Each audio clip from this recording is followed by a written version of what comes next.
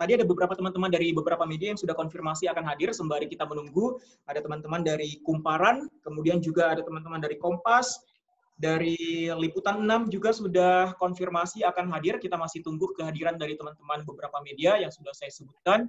Ini kita akan mendengarkan press conference dari Ibu RT, Mbak Dilestari. Kita persilakan dulu, mungkin ada sepatah dua kata dari Ibu RT lagi kepada teman-teman media. Silakan Ibu RT.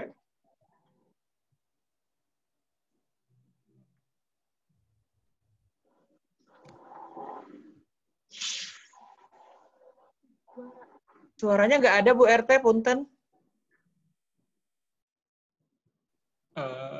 Saya request unmute dulu mungkin.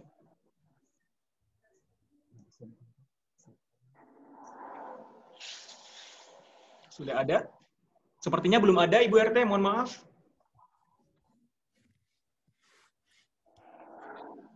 Mungkin dari gawainya masih di mute Ibu RT, maaf. Oke, sembari menunggu dari Ibu RT, audionya masih belum ada. Saya juga menyapa dari teman-teman media. Volume biasanya volumenya. Terima kasih juga sudah bergabung bersama kami, menyempatkan hadir di malam hari ini. Apakah sudah ada audionya? Atau ini jangan-jangan dari saya ya. Teman-teman, apakah mendengarkan suara dari Ibu RT? Belum. Belum ya, belum sama sekali Ibu RT, mohon maaf.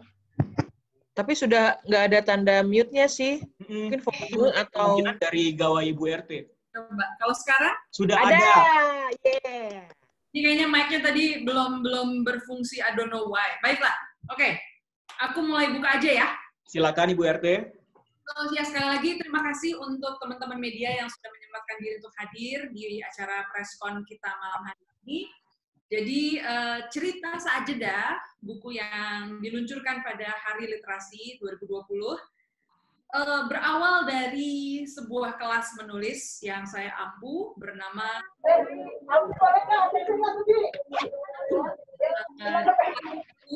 tepatnya di angkatan pertama, ada sekitar 200 yang kemudian membuat WhatsApp group setelah kelas, dan sepertinya pertemanan mereka berjalan cukup intensif. Pada satu titik tiba-tiba muncullah kabar bahwa mereka akan membuat sebuah antologi, ya. Jadi cerita saat jeda, buku yang saya pegang saat ini adalah karya dari 27 penulis yang semuanya ikut di Kaizen Writing Workshop batch pertama bulan April ya waktu itu. Nah, jadi saya tentunya sebagai instruktur kali ya, atau apa ya, bilang ya guru barangkali, itu merasa bahagia dan bangga sekali karena inisiatif dari teman-teman untuk berkarya merupakan hal yang memang saya dorong, dan saya percaya bahwa berkarya untuk mencapai kata tamat adalah pembelajaran penting bagi semua penulis gitu, dan mereka membuktikannya dengan sangat serius. Jadi malam hari ini kita melihat bukti konkret dari keseriusan tersebut. Mungkin itu dulu dari saya. Jika nanti ada pertanyaan lanjutan ataupun diskusi yang lebih mendalam, saya persilakan. Terima kasih. Baik, terima kasih. Itu sedikit pembuka dari Ibu RT, cikal bakal lahirnya Semut Merah dan juga hasil karya dari Semut Merah Kaizen, cerita saat jeda. Saya persilakan langsung kepada teman-teman media yang ingin memberikan pertanyaan. Silakan.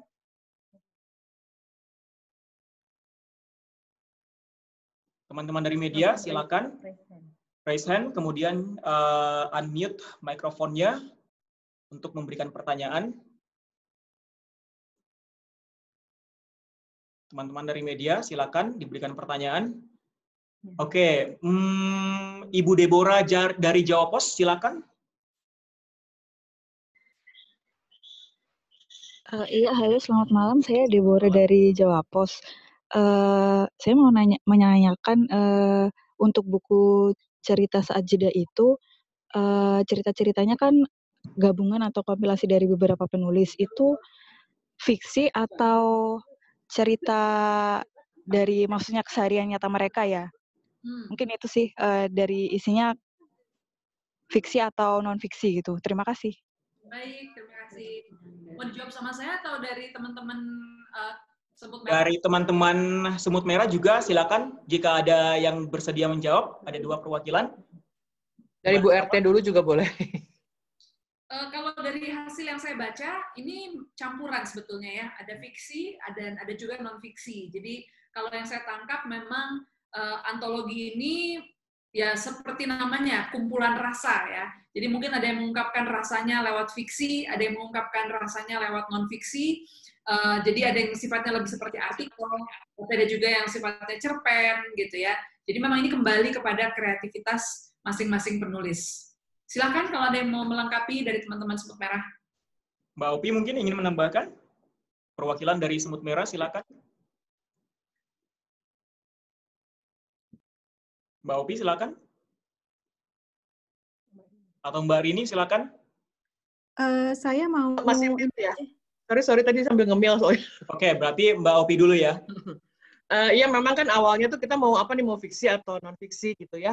Pertama-tama mau kemana dulu, ternyata kayaknya lebih seru kalau fiksi semua gitu. Tapi ternyata dari tulisan-tulisan yang masuk ada juga yang sharing tentang pengalaman sendiri dan itu juga bagus gitu. Jadi kita gabungkan fiksi dan non-fiksi seperti tadi yang dibilang Bu RT gitu ya. Jadi terharu Bu RT berarti baca semua beneran ya Bu RT ya?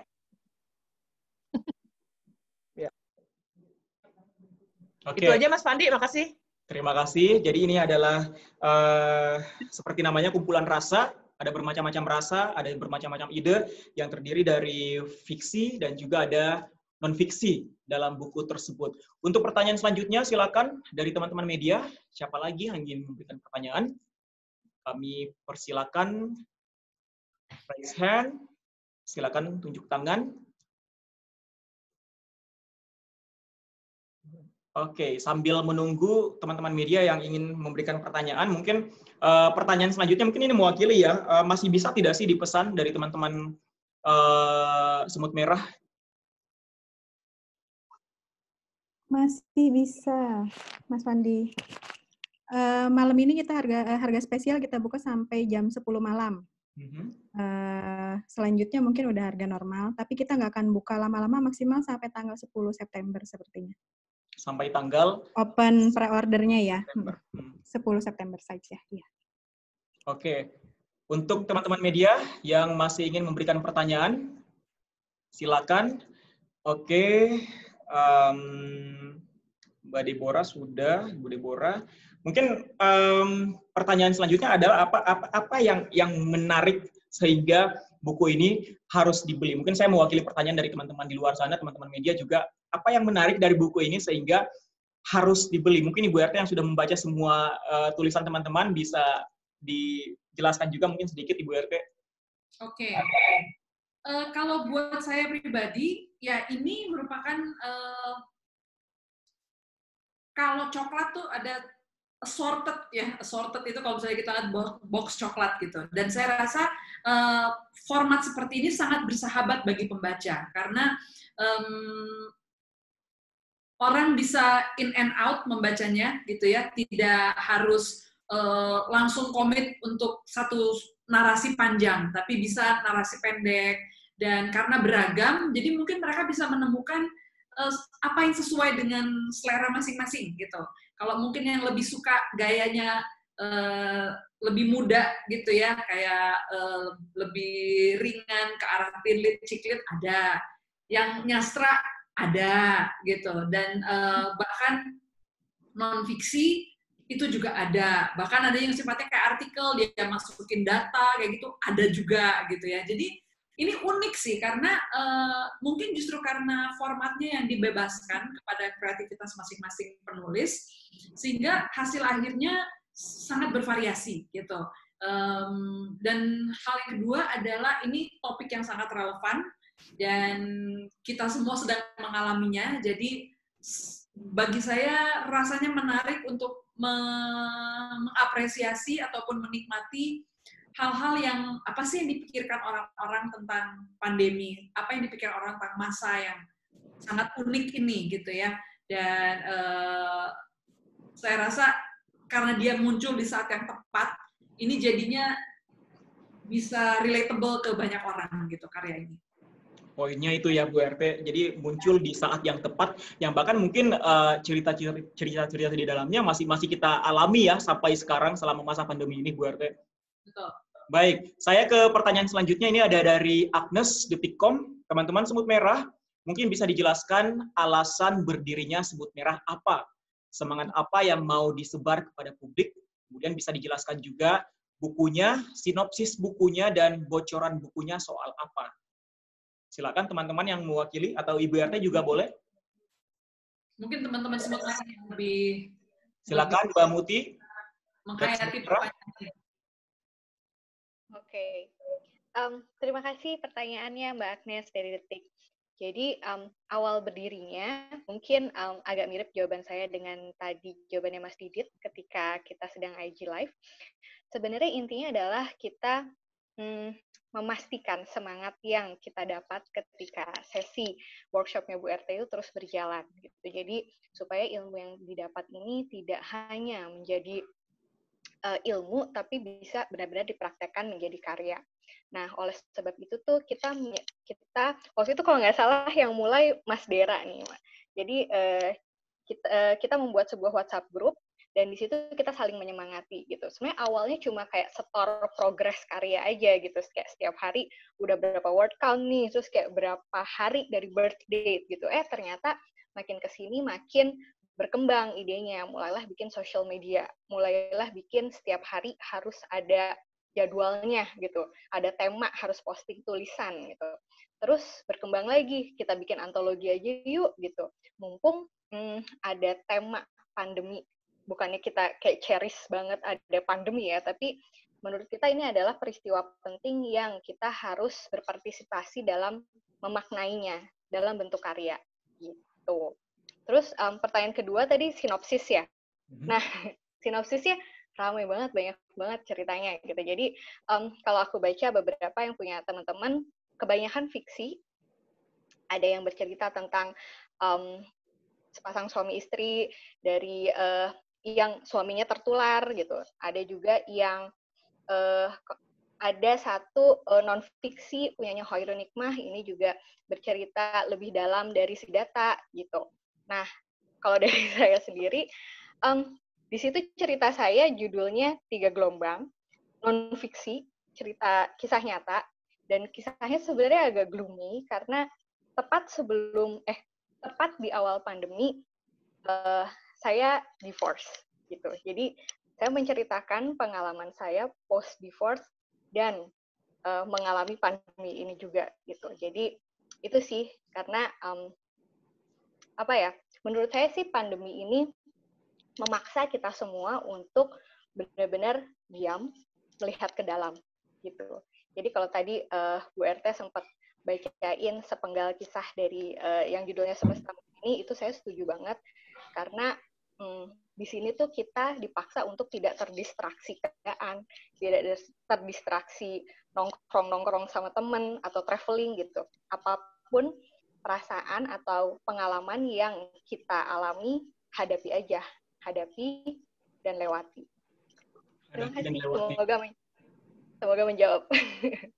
Baik, terima kasih Mbak Muti, perwakilan dari Semut Merah. Jadi intinya buku ini adalah juga untuk berbagi hal-hal positif yang bisa kita ambil, yang bisa kita petik selama kita sama-sama berjuang melewati masa pandemi saat ini yang masih juga berupaya untuk kita lewati. Terima kasih Mbak Muti. Selanjutnya saya persilakan ada Mas Randi Mulyanto, freelance. Silakan Mas Randi. Selamat malam, Mbak Di. Selamat malam. Selamat malam, Mas. Terima kasih untuk kesempatannya. Saya kontributor South China Morning Post di Hong Kong. Sebenarnya mau tanya Bu Di langsung sih sendiri sebagai salah satu penulis terkemuka di Indonesia gitu ya. Mbak Di melihat kondisi literatur di Asia Tenggara, di kawasan ini akan seperti apa sih setelah pandemi ini gitu, dan bagaimana pandemi ini bisa menginspirasi penulis-penulis di kawasan gitu ya, baik di Indonesia maupun di Asia Tenggara untuk buku-buku ke depannya. Oke. Saya mungkin pertama bisa bicara tentang Indonesia dulu ya. Jadi karena ini yang paling dekat dan saya cukup tahu di balik layarnya seperti apa gitu. Jadi memang industri buku salah satu industri yang cukup terpukul karena pandemi ini. Penjualan buku sempat merosot sampai 90%, dan itu semuanya diakibatkan karena outlet-outlet toko buku yang memang kebanyakan adanya di mall itu nggak bisa buka ya. Jadi penjualan buku sempat drop banget gitu, dan saya tahu dari para penerbit mereka langsung menurunkan juga kuota mereka untuk mencetak buku. Mungkin cuma tinggal 10% dari apa yang biasanya mereka terbitkan gitu. Nah, jadi pada saat yang sama, saya juga melihat bahwa karena seniman, orang-orang kreatif itu kan biasanya memanfaatkan kegelisahan ya. Jadi ketika pada masa seperti sekarang ini, tidak sedikit penulis yang kemudian berkarya justru gitu, karena mereka harus menyalurkan kegelisahan mereka. Hanya saja ketika sudah mau diterbitkan, ya banyak keterbatasan yang harus ditemui ya. Saya juga tahu dari teman-teman penulis yang lain, biasanya mereka PO dalam jumlah yang sangat banyak. Ketika pandemi ini, jumlah itu kemudian jadi diturunkan dan sebagainya gitu. Nah, tapi itu kan soal teknis industri, ya. Itu satu hal gitu. Tapi kalau dari sisi kreativitas, menurut saya, ya kita lihat buktinya cerita saat jeda ini bisa lahir di saat pandemi.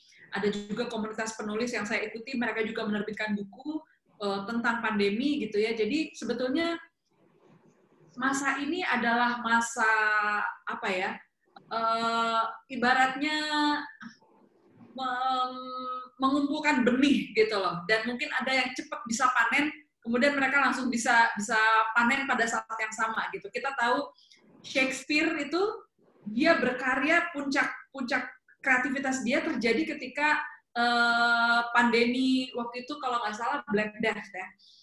Black Death itu di situ Shakespeare justru lagi gila-gilanya gitu. Mungkin karena dia juga nggak kemana-mana ya, dia juga mengkarantina diri gitu. Dan ini terjadi juga sama kita di masa modern sekarang. Jadi kalau saya lihat sih kita harus wait and see ya, wait and see dalam arti kapan penerbitan secara normal bisa balik lagi, tentu butuh waktu. Kedua, saya makanya salut sama orang-orang yang kemudian bisa menerbitkan karya pada saat seperti ini gitu, karena terus terang tidak mudah ya. Tapi ini bukan final menurut saya, masih bisa terjadi nih gelombang-gelombang berikutnya, gelombang kreativitas berikutnya. Jadi saya berharap besar bahwa mungkin dalam waktu 1-2 tahun lagi itu akan menjadi dalam tanda petik puncak panen ya. Orang mulai banyak melakukan refleksi, segala kegelisahan yang terjadi sekarang mulai bisa mengkristal dan mereka salurkan dengan baik, dengan matang gitu. Tapi ada juga orang-orang yang bisa bergerak dengan lebih cepat. Dan salah satunya ya teman-teman Kaizen ini luar biasa. 27 penulis bisa berkarya pada masa pandemi dengan jumlah PO yang fantastis. Ini satu prestasi sih menurut saya. Terima kasih. Terima kasih. Jadi intinya tergantung dari masing-masing individu juga ya Bu RT ya, mau panen sekarang atau mau panen nanti, itu terserah dari individunya, dari penulisnya sendiri. Terima kasih Bu RT. Selanjutnya ini agar waktunya efisien, kita langsung ke pertanyaan selanjutnya, ada dari Marvela, tempo.com, tempo.co. Ada pertanyaan, apakah ada rencana ke depannya untuk Mbak Di juga bisa ikut terlibat menyumbangkan karya dalam pembuatan bersama alumni Kaizen? Apakah cerita saat jeda juga ada e-booknya nanti? Pertama, Ibu RT, apakah ada rencana untuk bersama dengan alumni Kaizen untuk menghasilkan karya, Bu RT? Oh, tentu saja saya tidak menutup kemungkinan itu. Itu sangat bisa terjadi gitu ya. Tapi memang kemarin ini kan kayaknya ini sebuah inisiatif yang sifatnya spontan dari teman-teman. Sementara di jalur lain saya juga sedang menulis manuskrip juga gitu. Jadi ini terus terang sebuah kejutan sih bagi saya gitu. Tahu-tahu udah ada lagi gitu ya. Ya mungkin kedepannya kalau jodohnya bertemu dan secara konsep ada sesuatu yang bisa menautkan kita bersama, sangat dimungkinkan untuk kita berkarya bareng-bareng. Dan kalau jadi ibu atau enggak, kayaknya teman-teman semut merah yang bisa menjawab ya, rencana konkretnya seperti apa. Silakan. Silakan teman-teman. Apakah nanti secara kedepannya apakah akan ada e-booknya? Siapa yang akan mewakili teman-teman? Saya boleh ya, Mas Pandi. Silakan. Ini dulu sedikit Bu RT, ini yang nulis buku 27 ini batch 1 dan 2 ya? Oh, Bukan 1 aja. Iya. Oke. Jadi, baik. Silakan. Jadi di semut merah itu ada lengkap, ada batch 1, ada batch 2, ada batch 3. Oh, oke. Batch 3 juga beberapa udah bergabung. Kalau untuk buku antologi sendiri, kita belum ada rencana untuk menerbitkan di e-book sih. Sementara ini hanya buku fisik saja. Tapi sebenarnya beberapa alumni Kaizen juga ternyata ada yang sudah menerbitkan karya pribadi, baik fisik maupun e-book. Termasuk tadi Mbak Mutiari ini juga sudah terbit karya pribadinya, diterbitkan oleh GPU dalam bentuk digital ya. Itu aja sih tambahannya. Terima kasih. Baik, terima kasih Mbak Rini. Kita langsung ke pertanyaan selanjutnya. Dari Mbak Agnes, dari Jawa Pos. Teman-teman dari Jawa Pos, ini pertanyaannya, teman-teman Semut Merah, apakah baru pertama menulis buku di cerita Saat Jeda ini, atau sebelumnya sudah pernah menulis? Kemudian bagaimana kesannya menulis pertama kali, dan apakah ada keinginan untuk membuat karya sendiri yang bukan antologi nantinya? Silakan, perwakilan.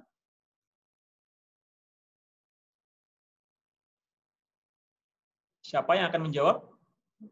Mbak Muti, silakan. Oke, boleh. Terima kasih pertanyaannya, teman-teman.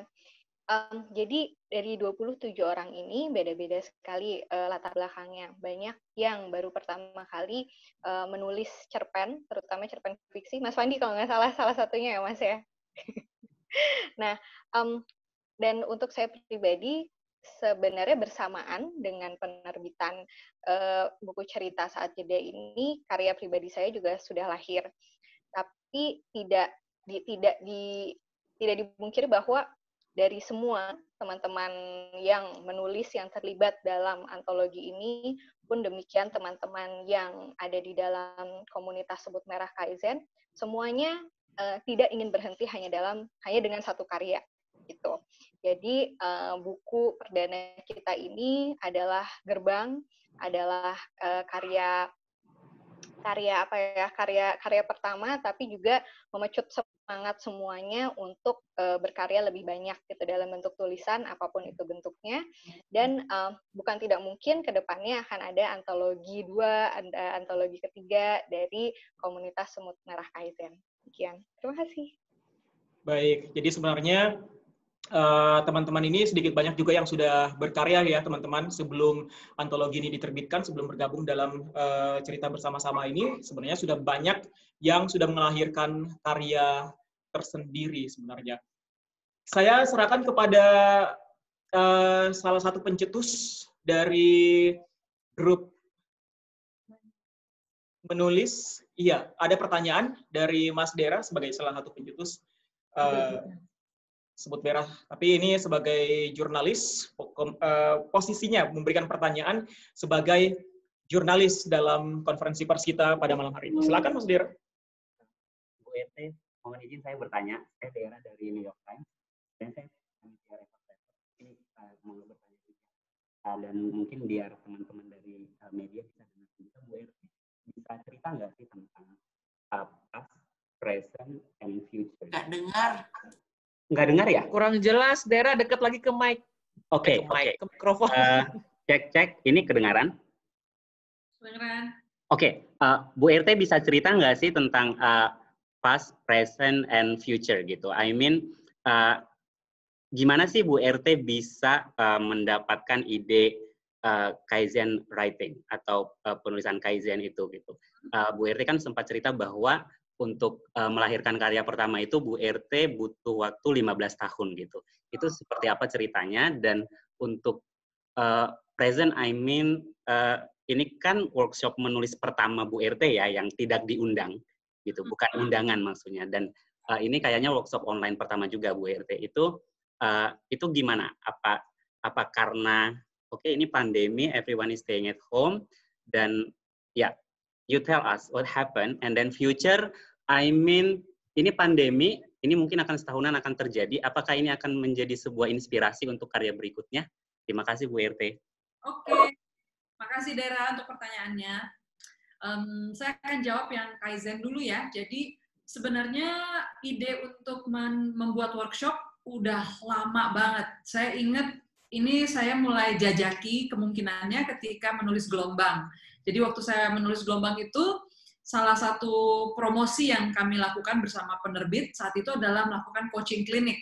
Coaching klinik ini saya pergi ke beberapa kota di Indonesia untuk bertemu dengan mereka yang sudah terseleksi, dan di situ saya kayak ngasih apa ya, kalau ngasih cerita tuh kayak draft 1 gitu loh. Jadi lebih kepada question and answer, tapi saya memberikan materi yang saya tahu tentang menulis, dan saya dapat stimulus dari pertanyaan para peserta untuk kemudian saya susun dan menjadi sebuah modul workshop gitu. Karena saya merasa saya perlu dibantu oleh peserta lain dari pertanyaan-pertanyaan mereka, membantu saya memahami sebetulnya apa sih yang saya lakukan selama ini gitu ya. Karena sama sekali tidak mudah sebetulnya kita mempraktekkan sesuatu sama mengajarkan sesuatu. Itu dua hal yang sangat-sangat berbeda gitu. Mungkin pada saat praktek, saya bisa nih lancar menulis, tapi kalau saya disuruh menjelaskan ke orang lain, apa sih yang saya lakukan gitu ya, apa sih secara sistematis, step-stepnya, kendalanya apa, prinsipnya apa, belum tentu bisa gitu. Nah, jadi dari gelombang itu tahun berapa tuh? 2015 ya, saya udah mulai menggodok kemungkinan tersebut gitu. Nah, tapi belum kejadian aja, karena sekali lagi, justru kalau bikin kelas fisik, itu jauh lebih sulit ya, karena kita harus bicara logistik, sewa tempat, terus kepesertaan siapa yang ngatur nantinya di venue, dan sebagainya gitu. Akhirnya nggak jadi-jadi, karena begitu banyak kendala logistik yang saya ngerasa, aduh kayaknya tenaga saya dan fokus saya belum cukup untuk menangani itu semua, udah deh gitu. Ketika pandemi, awalnya saya terinspirasi sama suami saya. Dia lebih high-tech daripada saya. Saya termasuk yang gaptek gitu ya. Nah, karena dia memindahkan kelasnya online, di situ saya melihat, oh ternyata bisa ya gitu. Dan akhirnya saya memberanikan diri, kenapa nggak saya coba materi yang sudah saya kumpulkan ini, saya perbaiki ulang, dan saya susun tadinya nih materi dari jam 9 pagi sampai jam 3 sore gitu ya. Akhirnya saya bikin ya udah 3 kali pertemuan gitu, karena kan kalau segitu lama untuk pertemuan online kasihan orang-orang gitu. Jadi saya bikin malah jadinya jauh lebih padat, karena format online ini kan saya bener-bener kayak apa ya, kayak one man show gitu, kayak orang stand up ya. Saya harus siap dengan semua perkataan selama 1 jam sama 1 jam 20 menit itu saya udah harus siap dengan segala skrip gitu. Nah, jadi saya malah merasa sangat dimudahkan. Memang betul kayaknya keadaan stay at home ini memacu akhirnya kelas Kaizen terjadi gitu. Dan saya berterima kasih sekali sama mereka yang pertama kali mau mempercayakan waktu dan resource-nya untuk ikut dalam kelas ini gitu ya, karena ini pengalaman pertama buat saya mengajar daring dengan tidak ada penonton di depan gitu, tidak ada peserta di depan yang diajak interaksi, tapi so far saya sangat puas dengan hasilnya, karena bukan saja yang di Indonesia yang bisa ikut, bahkan banyak peserta dari luar negeri yang mereka juga bahkan mensiasati time zone yang berbeda-beda untuk ikut dalam kelas ini. Jadi bagi saya segala kendala logistik yang tadinya menghalangi saya untuk bikin kelas akhirnya teratasi dengan format daring. Begitu ceritanya. Dan juga harus goyang tak ada logika sendirian ya, Bu RT ya? Oh iya, akhirnya kan segala jurus dikeluarkan ya. Dari mulai joget, pokoknya komplit. Oke, tadi juga ada pertanyaan mengenai inspirasi future dari Mas Dera. Ya, future kelas nih maksudnya ya? Ya, sih. Jadi pasti menonton Resa. Ini bisa jadi inspirasi untuk sebuah. Itu item, ambil item. Oh, bagus.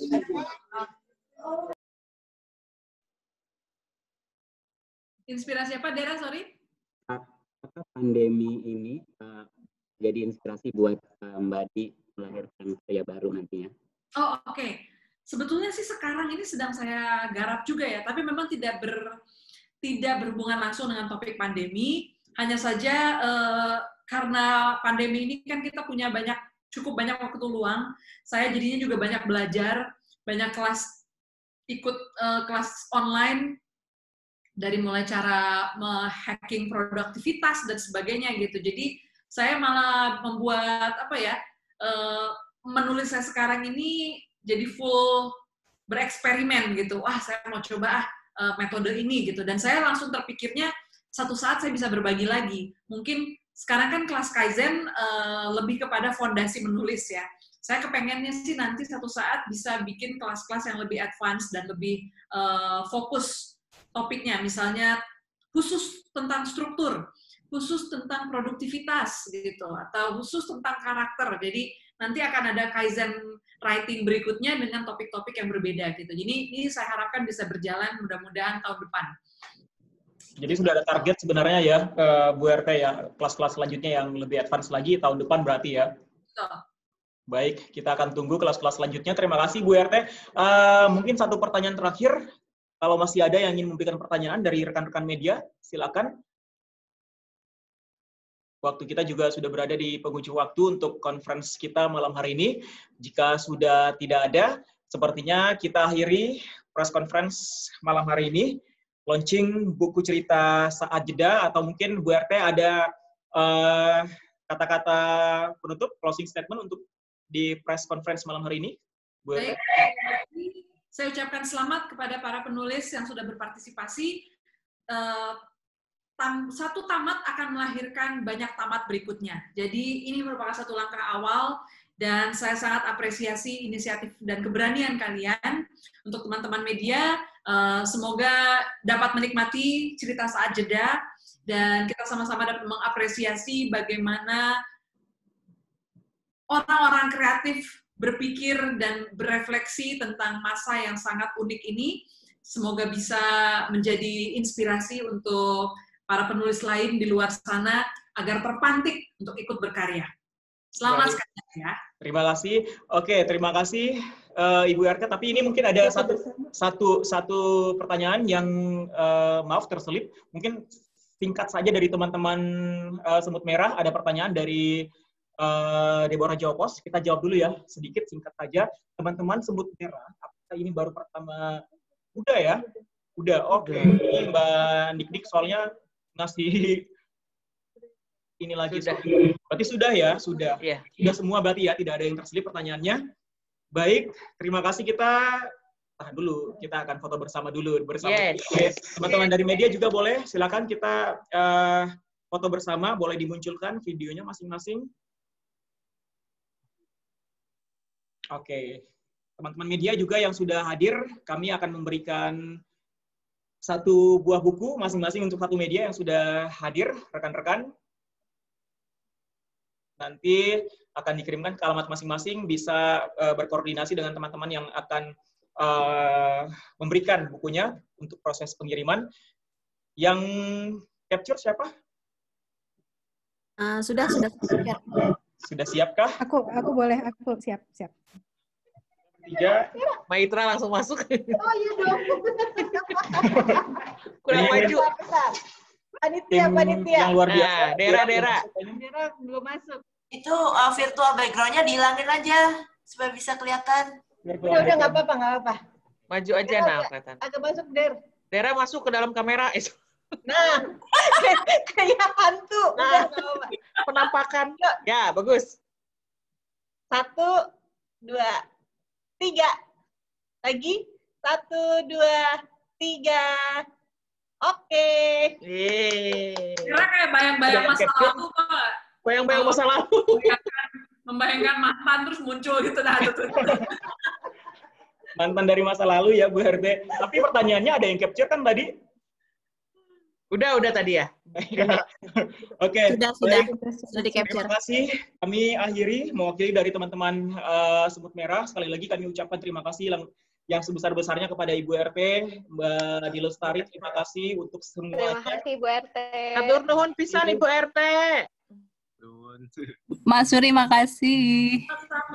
Teman-teman media juga yang sudah hadir, yang sudah menyempatkan waktunya untuk hadir di malam hari ini di press conference. Terima kasih. Teman-teman dari Semut Merah juga yang sudah luar biasa saling mendukung satu sama lain. Mbak Inge, Mbak Wilis, Mbak Lana, Mbak Muti, semuanya saya tidak bisa sebut satu-satu.